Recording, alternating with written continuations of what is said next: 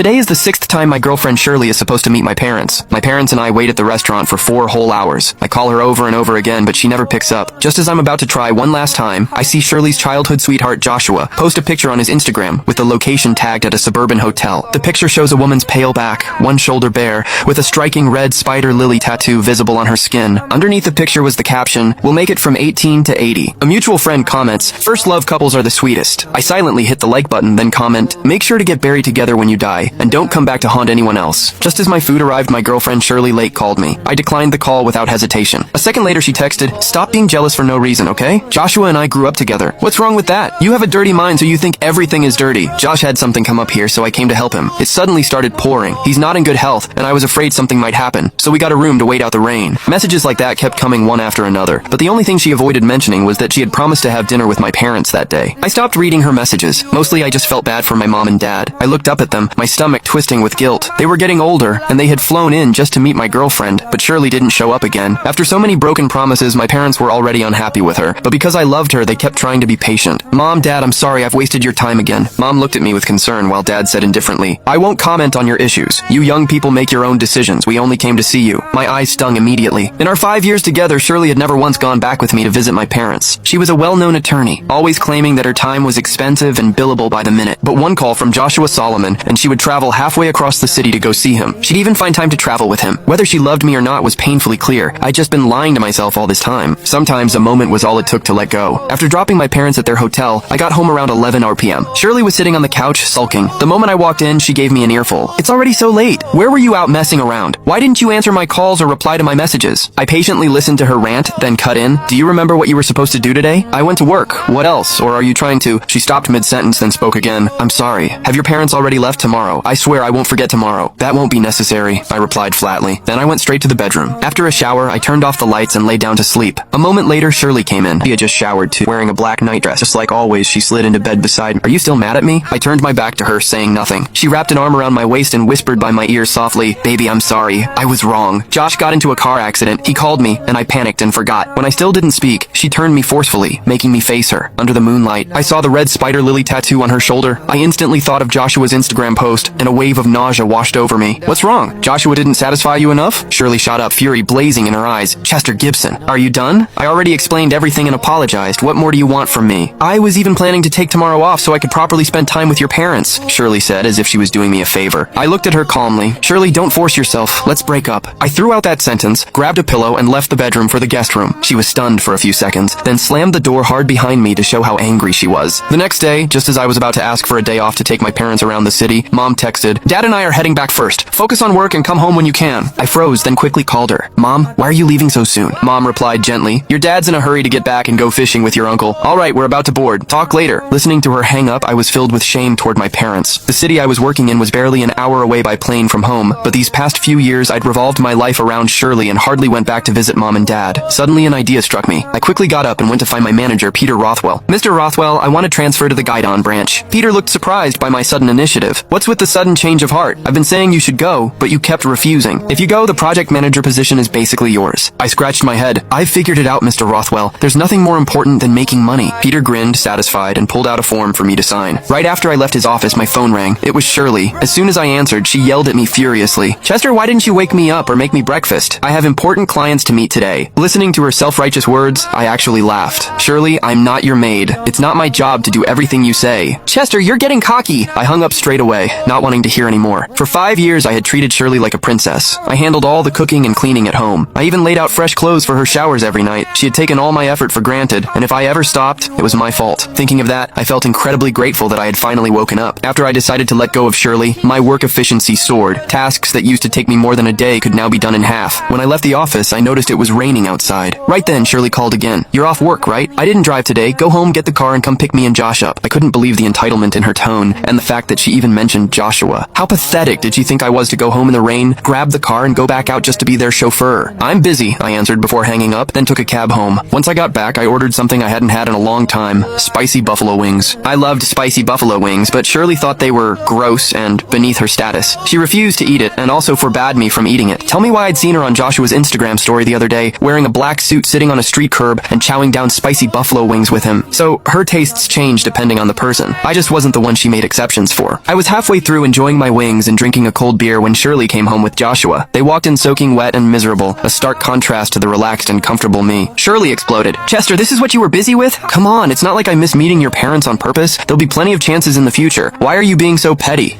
I didn't want to argue with Shirley at first, but her words were getting more and more out of line. I couldn't take it anymore. I shot up from my seat and smashed the beer bottle in my hand on the floor. Shirley, that's enough. Don't go too far. Glass shards scattered and hit Joshua, which only made Shirley angrier. She reached out and shoved me to the ground. I winced as blood instantly filled my palm. I couldn't even tell how many cuts I had. Seeing me injured, Shirley panicked a little and came over to check on me. The moment she leaned in, I caught a strong scent. It was the cologne Joshua always wore. I could practically picture her hands wandering all over Joshua's body with that gentle smile on her face. As I shoved Shirley away in disgust, my gaze landed on a red spot on her neck. She noticed me staring and quickly covered it with her hand. There are a lot of mosquitoes in my office lately. You know how sensitive my skin is. Joshua shot me a smug look and chimed in, yeah, Shirley has super delicate skin. In this relationship, Joshua got Shirley's real love, and all I got was lie after lie. Alright, stop fussing about stupid little things. I'll take you to the hospital. Shirley looked at my hand with concern, but her actions didn't match her expression at all. She grabbed my injured hand and yanked me up from the ground. Acting like a caring girlfriend, she insisted on sending me to the hospital. I shook her hand off and said calmly, forget it. If you keep dragging me like that, I'll die before we even get to the hospital. Only then did Shirley realize she'd been pulling on my injured hand, but she still snapped back, stubborn as ever. Can't you speak nicely? Do you have to be so passive-aggressive? I didn't want to waste time arguing with her. I went to put on my shoes and head to the hospital myself, but Shirley wouldn't let it go. She insisted on taking me, dragging me all the way to the car. Joshua hurried to claim the passenger seat, shooting me a provocative look. I get carsick, so I need to sit in front. You don't mind, right, Chester? I ignored him and got into the back seat. On the way to the hospital, I glanced around the car and noticed a bunch of eyesores like a selfie photo of them on the dashboard, basketball shoes in the back, a men's jacket. When Shirley and I first started dating, I once left a plushie in her car. The next day, she threw it in the trash. She claimed she was a neat freak and wouldn't allow other people's things in her car. It turned out double standards didn't apply to just her principles. It even applied to her tidiness. By the time the doctor finished cleaning and bandaging my hand, it was already 2 a.m. I walked around the waiting area of the hospital but didn't see Shirley anywhere. I didn't bother calling her. I just stood outside and ordered a ride. It was the middle of the night and raining, so I couldn't get a car even after an hour. With no choice, I called Shirley. Joshua picked up. Hello, he said before Shirley snatched the phone from him. I heard Joshua click his tongue and say, I'm going to take a shower. Hurry up. It sounded like Shirley walked further away a little before asking, what is it? I didn't waste time. I'm outside the hospital. I can't get a ride. Can you come pick me up? Shirley paused for a second, like she just remembered she was the one who brought me to the hospital in the first place. Then she said, wait for me. I'll leave in 5 minutes. But 15 minutes passed, then 25, but she still didn't show up. I let out a bitter laugh. I knew I shouldn't have trusted her. I tried booking a ride again. Maybe God finally felt sorry for me because it didn't take long for me to get one this time. Back home, just as I sat down, Shirley walked in right behind me. The moment she stepped inside, she started interrogating me. Why didn't you wait for me? I'm hungry. Make me something to eat and cook an extra portion of seafood chowder. Josh wants some. I'll bring it over to him later, Shirley demanded. Hey, are you deaf? I hadn't slept all night, got soaked in the rain and my head was spinning. My patience had run out and I snapped. Are you out of your mind? We already broke up. You don't get to order me around. Shirley stared at me in disbelief. What did you say? You're breaking up with me? Yeah, I told you yesterday. Who's the deaf one now? Shirley reacted as if I had just told the funniest joke on earth. She actually started laughing, eyes watering.